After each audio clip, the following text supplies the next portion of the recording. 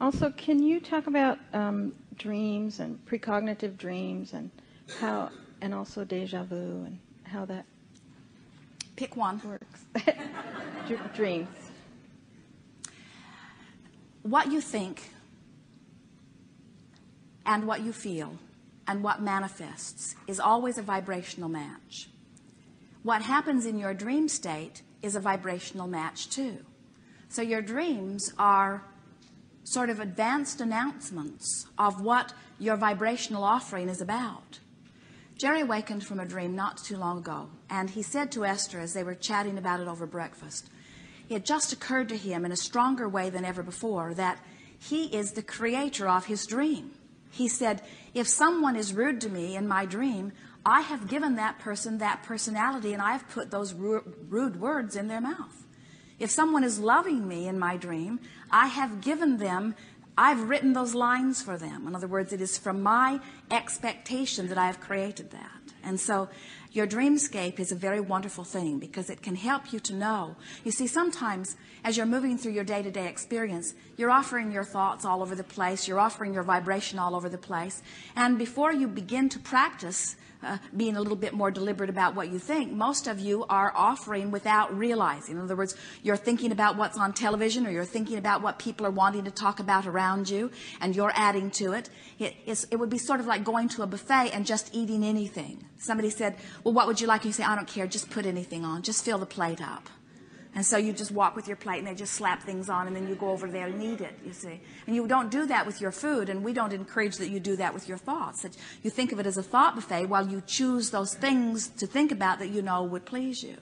And so what we notice as we see our physical friends moving through their time-space reality is that often they are thinking thoughts not by deliberate intent, and then they are living the manifestation of them later.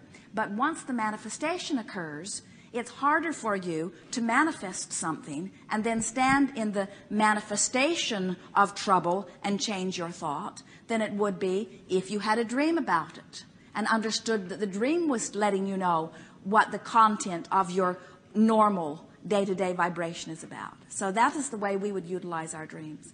If we awaken from a dream that pleased us, we would say, I'm doing it just right. I'm going to keep thinking about this subject in the way I have, because if this dream is a precursor to what's going to manifest, I'm going to be very happy. But if we had a dream that was uncomfortable, we would stop and say, I've written this dream. I know not necessarily why I've done it, but what would I prefer instead? And we would use our virtual reality to begin to conjure a dreamscape on purpose until it began to reflect in our dreamscape.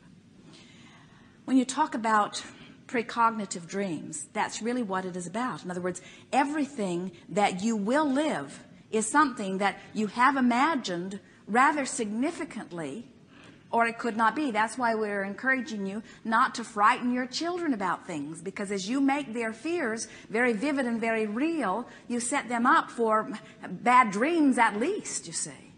And so a precognitive dream, a dream that you dream it and then it happens, what that is about is just what we were talking about. It was already set into motion by the thoughts that you've been offering, and you had the dream as an indicator of what was on the way. Deja vu is,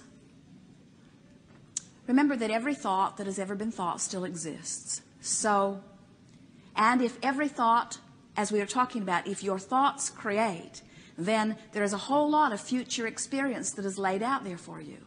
And at some level of your being, you got a glimpse of it somewhere. It might have been in a dream. It might have been in a moment. Remember earlier, here's the best explanation of deja vu that we could ever give. Remember earlier when we were telling you that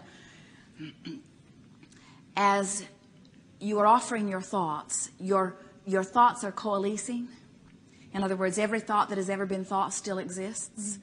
And remember when we said that as you are moving through your day-to-day experience and you are having an experience where you are deciphering contrast, and out of that contrast a desire is born, and then another desire is born, they shoot out of you like rockets. And we said source energy is aware of all of these things that you are wanting and is actually fashioning them, setting them together, putting them together, organizing circumstances and events. Law of attraction is really the manager of all of that.